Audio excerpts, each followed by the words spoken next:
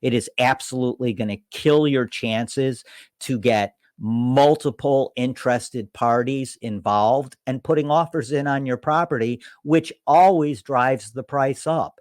So price your house right. Remember, these are the top 10 things, not in any particular order, that happen when you overprice your home. Okay, let's move on and let's go to number 5, decreased exposure.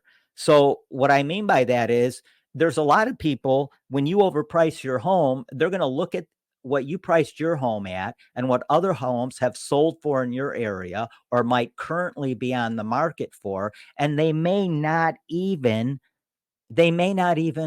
come to see your home. Even if they kind of like it, it's like, people don't like to lowball offers. They really don't. Buyers feel uncomfortable putting lowball offers in. Investors don't, but buyers do. Owner occupant buyers don't like insulting sellers and putting lowball offers in. And they never come to fruition anyway, so it doesn't make sense for them to do that. But decreased exposure. Now here's something to consider. The reason you want as much exposure as possible, and pricing has a lot to do with it, is because the person that comes to see your home, you know what? It might not be the perfect property for them, but there is something called secondary exposure, and that is they may know somebody that this home is perfect for, and they may tell that person about it, but they're not going to tell that person about it if your home is overpriced and does not compare favorably to the other comps on the market that agents are going to be showing their buyers. So decreased exposure, and not a good thing. Decreased exposure is never good in real estate. So that, of course, goes along with number 4, which is reduced demand. So what do we mean by reduced demand? Overpricing your home may reduce the overall demand for it, as buyers are going to view it as less competitive or less of a good value. Everybody's looking for a good value. That doesn't mean anybody's looking to steal your house out from under you or get it for a price that just doesn't make sense, that you're not going to sell it for. But everybody's looking for a fair value. Listen, I want to tell you guys something. No deal comes together. No deal comes together unless both buyer and seller feel like they've won. It's that simple. If a buyer doesn't feel like they've kind of gotten what they need to get this deal done, and a seller doesn't feel the same way, it's not coming together. And the more contentious that negotiation gets, the less chance you have of actually putting that deal together.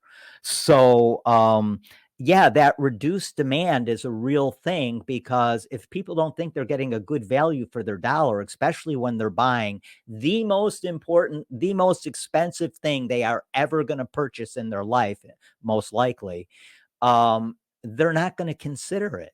So it's important, so important, to price your home correctly from the get-go. Make sure you're working with an agent that is not only a good agent that's, of course, picking up the phone every time you call, responding to texts and emails quickly, keeping you in the loop on everything that's going on, has the experience, and has proof of that performance level and production level, all that good stuff. And there's a lot of good newer agents out there too. But make sure that you're working with a pricing agent, an agent that knows how to price your home correctly and knows how to get people through the door. That is our job, getting people through the door. People sell themselves on your home. As long as we stage it right, as long as we have great media deliverables, as long as we price it right, and we get people through your door, your house has a good likelihood of potentially selling for more than we list it for. So, reduced demand, not a good thing. Now, here's the thing, number two, and this is something that does not make sellers happy, and that is lower offers. If you overprice your home, you are not going to get offers typically on your home that you're going to be happy with, because they're going to be offers that reflect the market, not what you would like to get for your home. So you have to also be working with an agent that knows your market and that knows how to price your home to get as many people interested in it as possible right from the get-go. You have absolutely, it is imperative to be working with an agent that is not only a great marketing agent, attentive to all of your needs throughout the transaction.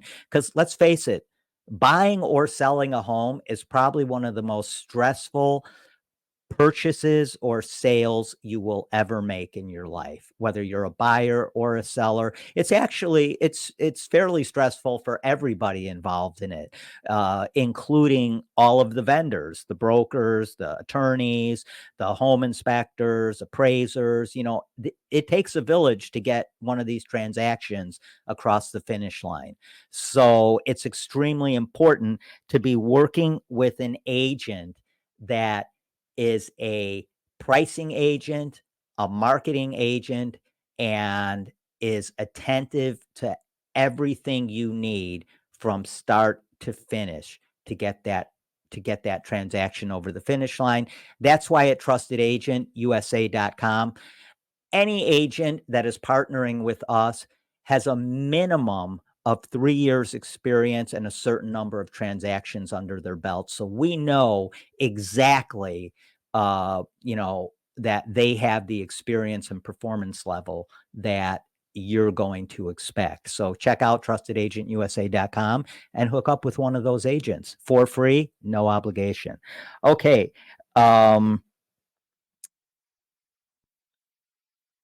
Number two. I think I said that last one was number two. That was number three. Number two is longer time on the market. Okay, let me put this to you as plainly as I can. If you're a seller out there thinking about putting your house on the market time is like acid to the sale price of your home. The longer you're on the market, the more that market time eats away at your list price. It's as simple as that. You need to price it right because you do not want to linger on the market. When you linger on the market, it brings up all kinds of questions in buyers' minds. Why isn't this house selling? Is there something wrong with it? Is it way overpriced?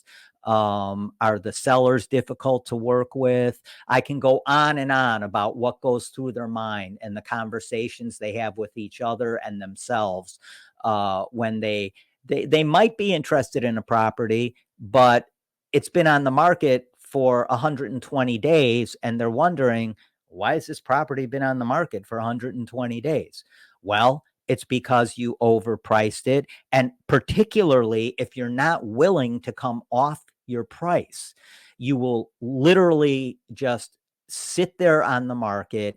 And remember, this is so important to remember, the longer you're on the market, the farther away you get from your current list price. It is as simple as that. Okay, number one gets back to kind of what we talked about with reduced demand, and that is um, fewer showings. So look, I don't really need to get into this. Nobody's buying your home without seeing your